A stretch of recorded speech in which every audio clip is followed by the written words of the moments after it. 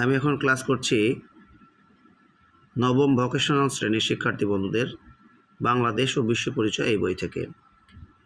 আমি আছি গুরুত্বপূর্ণ দুটি প্রশ্নের আলোচনায়।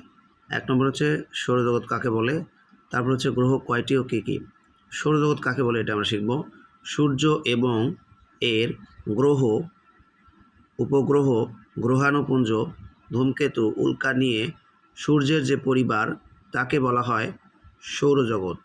আমি আবারও বলছি, সূর্য এবং এর গ্রহ, উপগ্রহ, গ্রহাণুপুঞ্জ, ধূমকেতু, উল্কা নিয়ে সূর্যের যে পরিবার তাকে বলা হয় সৌরজগৎ।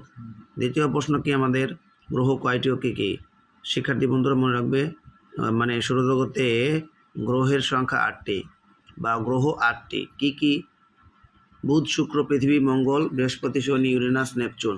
এই যে দেখো, বুধ, শুক্র, এই সাইডে কিন্তু রয়েছে পৃথিবী। বুধ, শুক্র, পৃথিবী, মঙ্গল, বৃহস্পতি, শনি, ইউরেনাস, আরও একটা নেপচুন।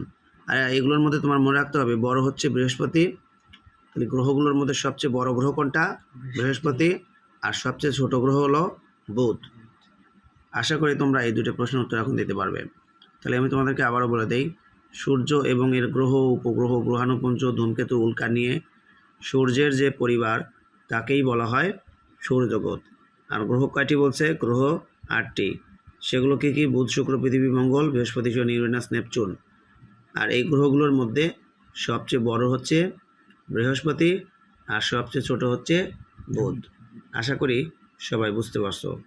ছোট এই ক্লাসটি ভালো লাগলে অবশ্যই লাইক কমেন্ট শেয়ার করবে। আর অবশ্যই আমার আজিম লার্নিং পয়েন্ট ইউটিউব চ্যানেলটা সাবস্ক্রাইব করবে। পাশাপাশি আমার আরও 2টা চ্যানেল রয়েছে, আজিম MCQ পয়েন্টস এবং ইংলিশ উইথ আজিম। সবাই ভালো থাকবে, সুস্থ থাকবে।